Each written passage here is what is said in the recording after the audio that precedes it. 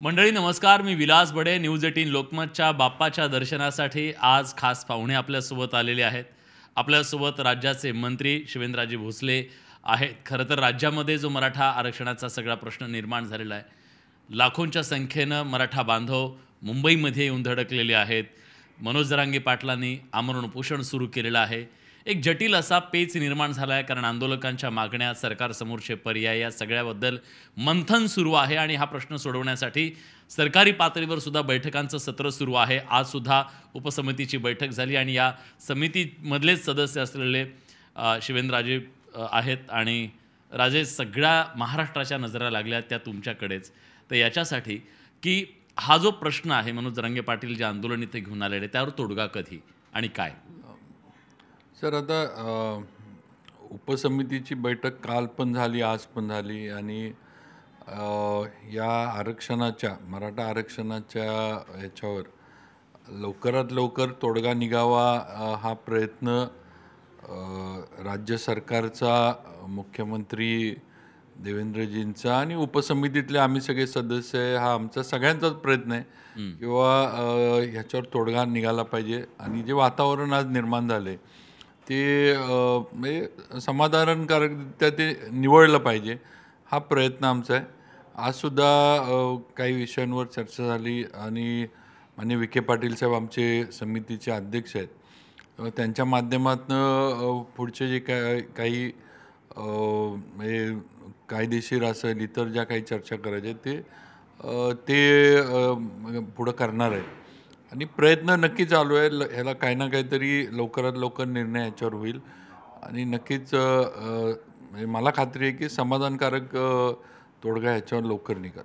मनोज जरांगे पाटलांची प्रमुख मागणी हीच आहे की मराठा समाजाला सरसकट कुणबी करा आणि त्यानंतर मग 50%च्या आतमधलं जे आरक्षण आहे तेच टिकाऊ आरक्षण असेल आणि त्या भूमिकेवर मी ठाम आहे असं ते म्हणत आहेत.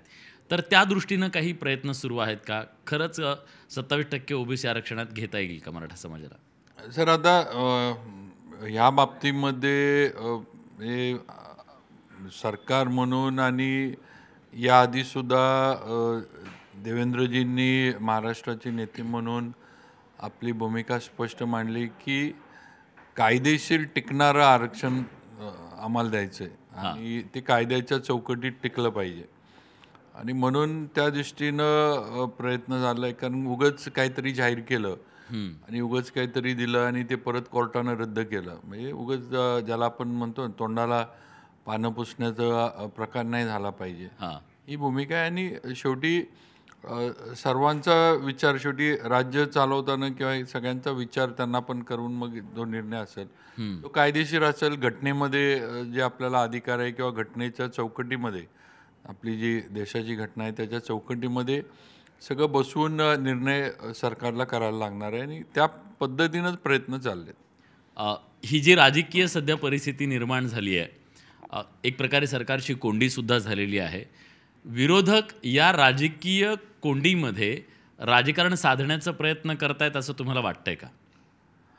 तर आता विरोधकांबद्दल काय फार बोलण्यासारखं नाही आहे, कारण विरोधक जे आज आहेत ह्यांनी या प्रश्नाच्या बाबतीत सोडवण्यासाठी काहीच केलेलं नाही. उलट जे आरक्षण किंवा जे रिझर्वेशन मुख्यमंत्री असताना देवेंद्रजींनी दिलं, उलट ते या विरोधकांच्या सरकारच्या काळामध्ये गेलं, ही वस्तुस्थिती आहे. आणि यापूर्वीसुद्धा सगळ्यांना, जे आज राज्यातली प्रमुख मंडळी आहेत, सगळ्यांना संधी मिळाली होती, पण कुणी या बाबतीमध्ये यापूर्वी प्रयत्न केले नाहीत. आज देवेंद्रजी मुख्यमंत्री झाल्यानंतर पूर्वी सकल मराठा समाजाची सुरुवातीला मोर्चे निघाले, त्याच्यानंतर म्हणजे लाखोच्या संख्येनं मुंबईतला तर मोर्चा, मी पण त्याच्यामध्ये सहभागी होतो मोर्चामध्ये, सगळ्याच्यामध्ये आम्ही सगळे सातारा जिल्ह्यातले सगळेच होतो आम्ही. पण शेवटी निर्णय हा त्यावेळेला देवेंद्रजींनी घेतला, आरक्षण दिलं. पण विरोधकांनी म्हणजे म्हणावं तसं कधीच ह्या प्रश्नाकडे बघितलेलं नाही, वस्तुस्थिती. त्यामुळे आता विरोधक काय म्हणतात ह्याच्यावर काय फार नाही, पण सुप्रिया सुळे आज व्यासपीठावर गेल्या, त्यांनी पाठिंबा दर्शवला. तर आता ही संधी सगळ्यांना, म्हणजे आपलं आता मराठा समाजाला दाखवायची ही विरोधकांना आली किंवा आम्ही आहे. हम्म. मग तुम्ही आज जाताय, दाखवताय, बोलताय सगळं, तर मग केलं का नाही हा विषय आहे ना. टार्गेटवर देवेंद्र फडणवीस आहेत आंदोलकांच्या. कारण देणारे तेच आहेत, त्यामुळे टार्गेट त्यांनाच करायचं चाललंय हां. असं दिसतंय एकंदर.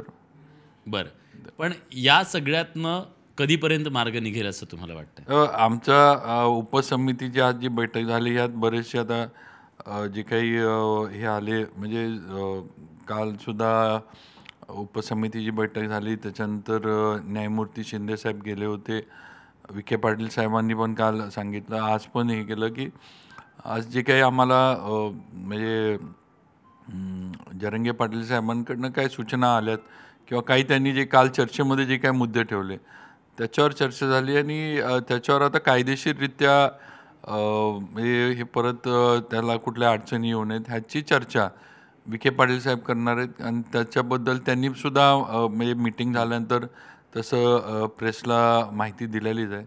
मग संध्याकाळपर्यंत अजून काय होतंय याच्यावर हे आपण म्हणजे आपल्याला पण कळत आणि नक्की लवकर ह्याच्यातनं तोडगा निघल अशी म्हणजे असा प्रयत्न आणि मला पण खात्री आहे की काही ना तोडगा नक्की निघल याच्यावर. मुख्यमंत्री असं म्हणाले की जरांगे पाटलांच्या खांद्यावर बंदूक ठेवून निशाणा साधला जातोय. कोणाच्या हातात आहे ती बंदूक असं वाटतं?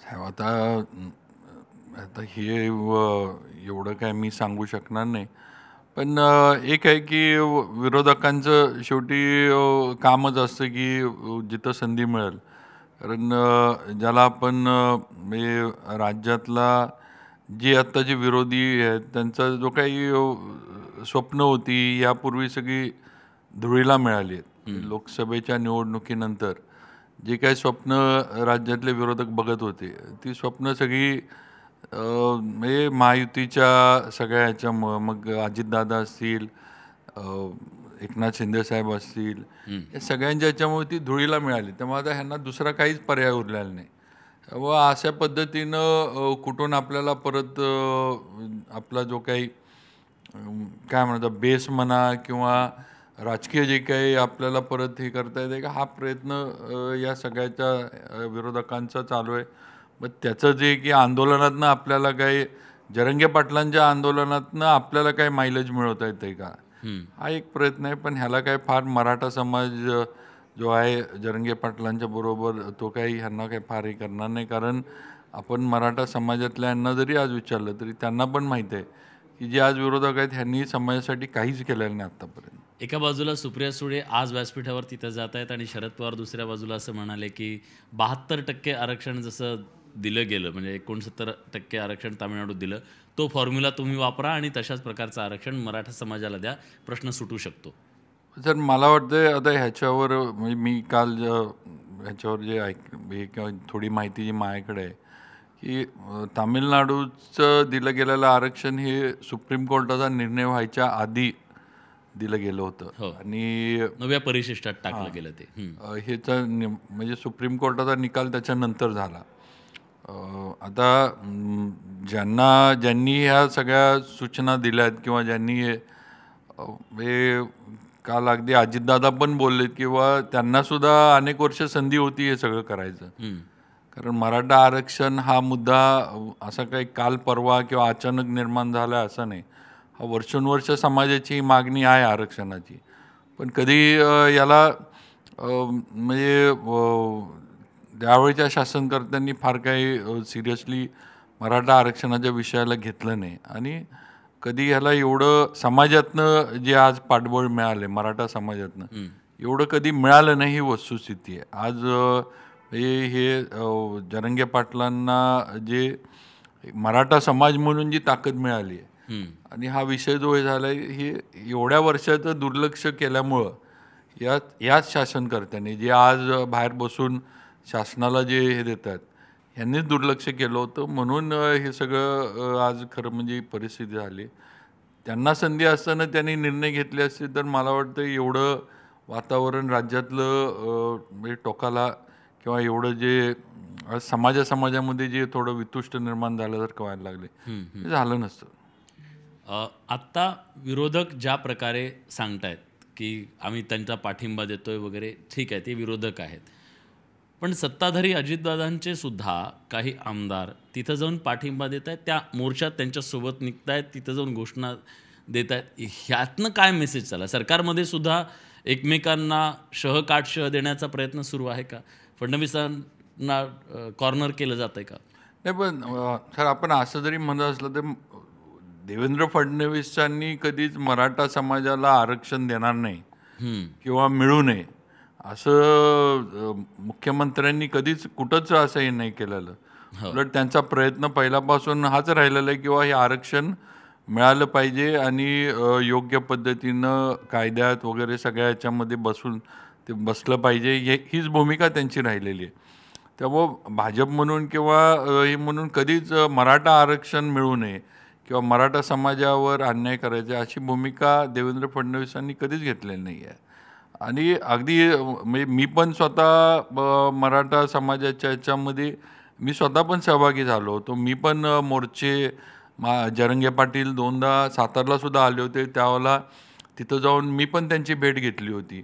आमच्या नेत्यांनी कधी आम्हाला हे नाही केलं, म्हणजे देवेंद्रजींनी आम्हाला कधी आमदार म्हणून की जायचं नाही किंवा जाऊ नका वगैरे असं नाही. कारण ही मागणी समाज म्हणून जी आहे ती मागणी आज हे ठीक आहे, आज सगळ्यांना जे आर्थिकदृष्ट्या आहेत त्यांना आरक्षणाची अगदी आता म्हणजे एक वेळ माझ्या कुटुंबाला गरज नसेल, पण आज गावाकडचा जो मराठा समाज आहे गरीब समाज आहे, ह्याची खरंच परिस्थिती वाईट आहे, त्यांच्या मुलांची शिक्षणाची इतर ह्याची.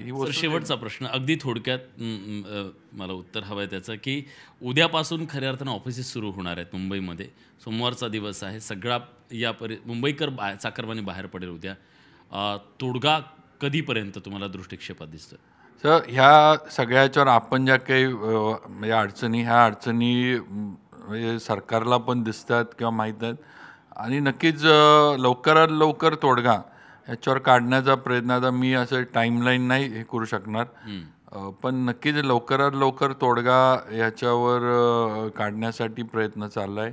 स्वतः मुख्यमंत्री विखे पाटील साहेब वगैरे हे सगळे या बाबतीमध्ये प्रयत्नशील आहेत आणि नक्कीच हे मुंबईकरांना सुद्धा अडचण होणार नाही किंवा आता उद्यापासून ऑफिसेस, घरचे गणपती गेल्यानंतर कोकणवासी सगळे परत यायला सुरुवात होईल, कारण बरेचसे आज घरच्या गणपतींमुळं गणेशोत्सवामुळं कोकणात गेलेली लोक आहेत आपली. त्यामुळे ही अडचण म्हणजे शासनकर्ते म्हणून किंवा सरकार म्हणून आम्हाला पण दिसते, कळते. त्यामुळं नक्की त्याच्यावर लवकर काही ना काहीतरी तोडगा समाधानकारक, मी मगाशी म्हटलं तसं, निघेल. आशा करूया की या सगळ्या प्रश्नावरती लवकरात लवकर मार्ग निघेल आणि ज्या आशेनं मराठा बांधव मुंबईमध्ये आलेले आहेत त्यातनं काहीतरी सकारात्मक समोर येईल आणि हा प्रश्न सुटेल. खूप खूप धन्यवाद राजे, तुम्ही आलात, न्यूज 18 लोकमतवर आपली भूमिका मांडलीत त्याबद्दल. धन्यवाद.